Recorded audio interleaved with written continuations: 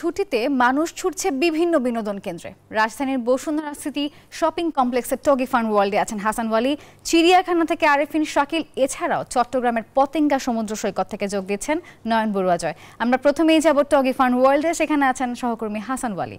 ওয়ালি, Toggi fun ওয়ার্ল্ডে এখন মানুষের ভিড় কেমন দেখছেন এবং আগতরা কি বলছে জানাবেন। নাফিজা, আপনাকে ধন্যবাদ। টগি ফান ওয়ার্ল্ড কিন্তু শিশুদের জন্য স্বর্গরাজ্য বলা চলে।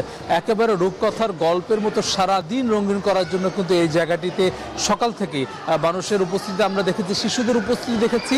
এটি 12টায় যখন আসলে উন্মুক্ত করে দেওয়া হয় তখন কিন্তু বাবা মায়ের হাত ধরে শিশুরা এই জায়গাটিতে প্রবেশ করেন এবং এরপর থেকে কিন্তু হই হুল্লোড় কিন্তু চলছেই। এই ইট পাথরের শহরে, কংক্রিটের এই ঢাকা শহরে সাধারণ বাচ্চাদের জন্য আসলে হই হুল্লোড় করার কিন্তু আসলে সেরকম কোনো জায়গা কিন্তু তেমন নেই। সেই জায়গায় কিন্তু টগি ফান ওয়ার্ল্ড কিন্তু তাদের জন্য একেবারে আশ্রয়স্থল হয়ে উঠেছে।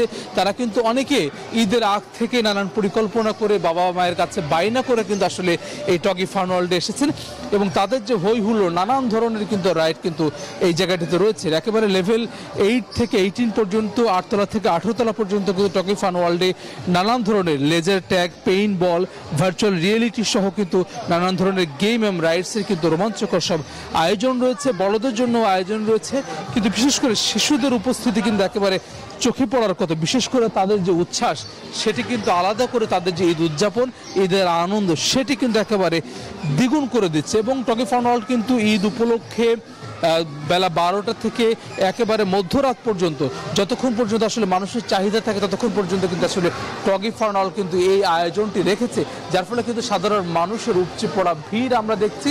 বেলা যত বাড়ছে মানুষের উপস্থিতি কিন্তু বাড়ছে।